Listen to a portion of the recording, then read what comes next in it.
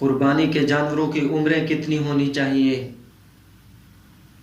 तो इसका जवाब ये है कि शरीयत मुतहरा में कुर्बानी के जानवर की कुर्बानी दुरुस्त होने के लिए उनकी एक ख़ास उम्र की तायीन है।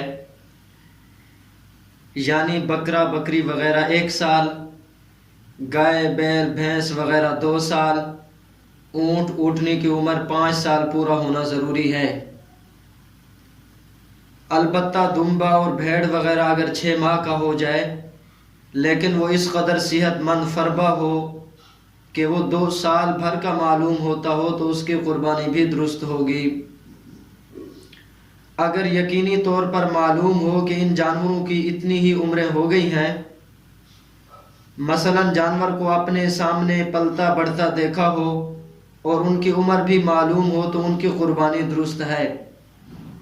पक्के दांत निकलना ज़रूरी नहीं बल्कि मुद्दत पूरी होना शर्त है।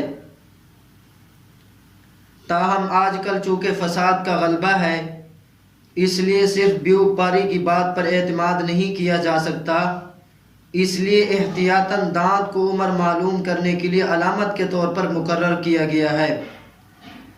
दांतों की अलामत ऐसी है कि इसमें कम उम्र का जानवर नहीं आ सकता, हाँ ज़्यादा उम्र का आना मुमकिन है। यानी तजर्बे से ये बात साबित है कि मतलूबा उम्र से पहले जानवर के 2 दांत नहीं निकलते। लिहाजा अगर जानवर की उम्र यकीनी तौर पर पूरी हो चुकी हो, चाहे दांत आए या ना आए, तो उसकी कुर्बानी दुरुस्त हो जाएगी।